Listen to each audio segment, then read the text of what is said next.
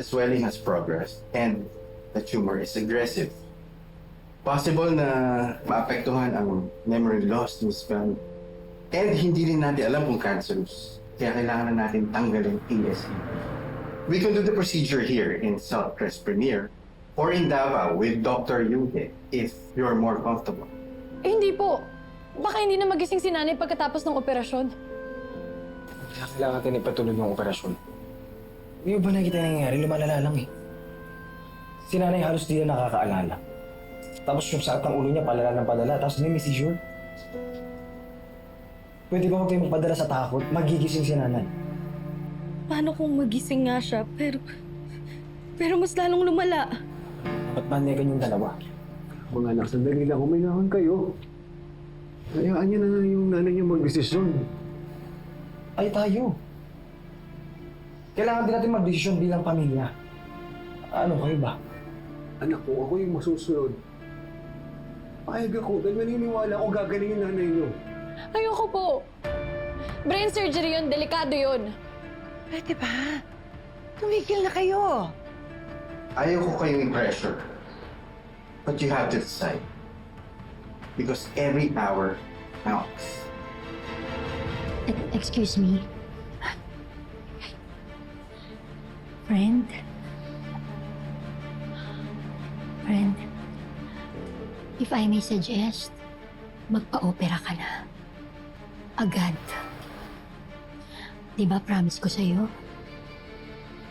Nung nandun tayo sa bahay ko, ako mismo mag-aalaga sa'yo. Sige na, Felma. Magpa-opera ka na. At sana, huwag ka nang magising. Pag nagising ka naman, aalagaan kita. Pero gagapangin ko ang pamilya mo.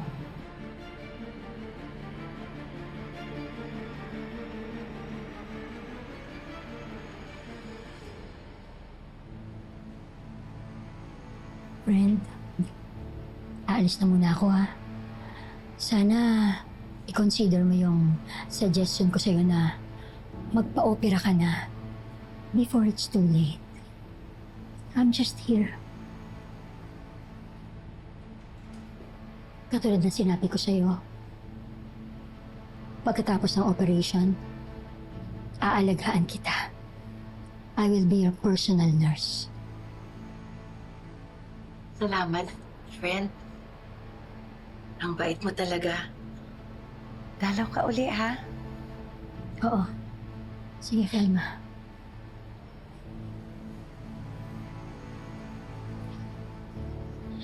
Excuse me. Bakit ba?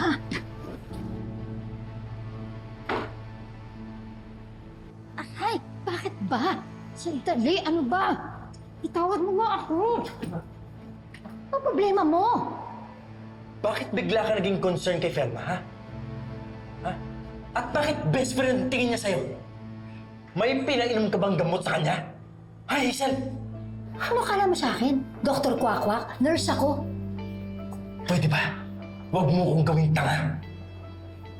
Ano ang plano mo masama kay Felma, ha? Hindi kita ginagawang tanga. Tanga ka lang talaga. Kasama na kayo sa Davao, wala pa rin nangyari sa inyo. Chance mo na sana yun, no? Para makuha yung babaeng yun. Makuha? O maagaw? Whatever. Katulad ng ginawa mo kay Manuel? Alam mo, makuha, maagaw, pareho lang yun. Ang point ko, dapat kayo na nagkatuluyan ni Felma. Para kami na ni Manuel. Kaso wala eh. Sinayang mo yung opportunities mo.